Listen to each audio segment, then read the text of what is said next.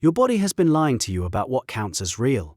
Every sensation you've ever trusted, every memory you hold as fact, every experience you believe shaped you, all of it passed through the same internal processor, and that processor has a blind spot you can exploit.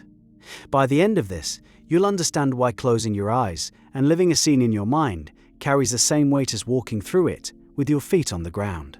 Think about the last nightmare you had. Your heart was pounding when you woke up. Your palms were damp.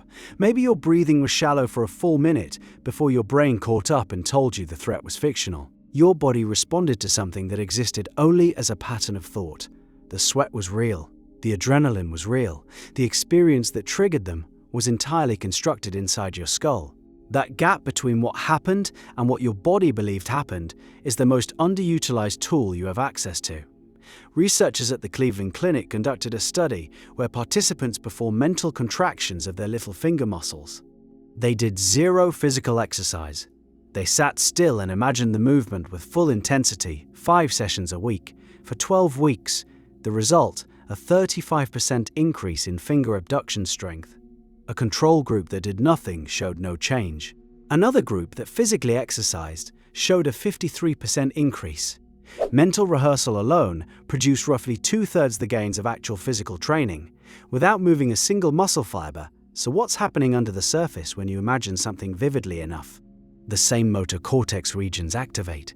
The same electrical signals fire down the same pathways.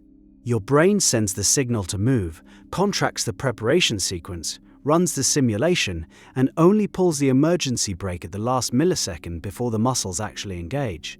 Everything upstream of the physical movement is identical. The rehearsal and the performance share the same wiring. This has staggering implications for how you approach inner work. Consider what you do every single day without realizing it. You run mental rehearsals constantly. You imagine the conversation before you have it. You picture the job interview, the confrontation, the moment you walk into a room and everyone looks at you, you rehearse. The problem is that most people rehearse the version where things go wrong. They practice failure with the same intensity an athlete would practice a free throw, and their body responds accordingly. The tight chest, the shallow breath, the voice that comes out smaller than intended. You trained for that. You drilled it. Of course, your body delivered exactly what you practiced. Neville Goddard understood this mechanism decades before neuroscience caught up. He called it living in the end. The instruction was precise. Assume the feeling of the wish fulfilled, occupy the state as though the desired outcome were already accomplished, and persist in that assumption until it hardens into fact. The language was spiritual. The mechanism, we now understand, is measurable. When you sit in a quiet room and construct a vivid scene of your desired reality, feeling the handshake after getting the job, hearing the specific words of congratulation, noticing the texture of the chair in your new office, your body begins calibrating to that version of you. Heart rate shifts, muscle tension adjusts, hormonal cascades alter. You are, in a measurable sense, becoming the person who already has what you're imagining. The gap between visualization exercise and lived experience is far thinner than anyone taught you. But here's where most people abandon the practice too early. They imagine once, feel a brief glow of possibility, and then open their eyes to a reality that contradicts the scene. The contradiction feels like evidence. It feels like proof that the inner work is fantasy and the outer world is truth. That reaction is understandable and is precisely the hurdle that separates people who transform from people who daydream. The distinction lives in repetition and emotional fidelity. A single vivid session is a seed. Daily immersion in the state, returning to it with the same commitment you bring to physical training, is what builds the new default. Think of it as laying down tracks. One pass leaves a faint impression. 100 passes carve a groove deep enough that your thoughts naturally follow it. Your body starts defaulting to the posture, the breathing pattern, the confidence of the person in the scene. You stop performing the state, you start living from it. A pianist learning a new piece can improve measurably through mental practice alone. Studies with musicians have shown that mental rehearsal of a passage activates the same finger-specific regions in the motor cortex as physical playing. When these musicians finally sit at the keyboard after days of purely mental practice, their fingers move with accuracy that matches peers who practice physically. The body learned.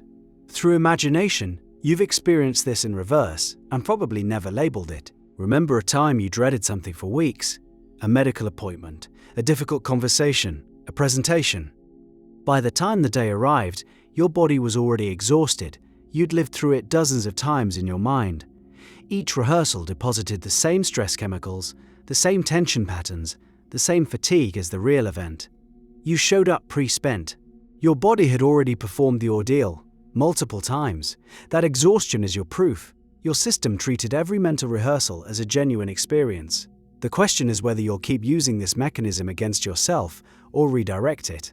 The discipline required here is genuine. Neville was clear that this practice demands what he called the feeling of the wish fulfilled, a specific internal state where the desire has already materialized. The key word is feeling. A flat, intellectual acknowledgement that something might happen someday produces nothing. You need the warmth in your chest. You need the relaxation in your shoulders that comes from knowing, not hoping. The difference between those two internal states is the difference between a sketch and a photograph. One suggests, the other convinces. Some people push back on this by pointing out that visualization without action is just fantasy. And that objection deserves respect, because lazy daydreaming dressed up as spiritual practice is a real trap. The answer is that genuine mental rehearsal changes behavior automatically. When your body has already practiced the confident version of you 300 times, the actions that person would take start feeling obvious, natural. You don't force yourself to make the call, send the email, walk into the room with presence. The rehearsal has already worn a groove, and your behavior follows it downhill. Action flows from identity. And identity is built through repeated internal experience, whether physical or imagined. This is where the practice becomes a form of genuine inner work, rather than passive wishing. You're choosing which version of yourself gets the most rehearsal time. Every evening spent in the feeling of the fulfilled state is a rep. Every morning where you wake and return to that state before opening your eyes is a set. Your body accumulates these sessions with the same fidelity it accumulates gym sessions.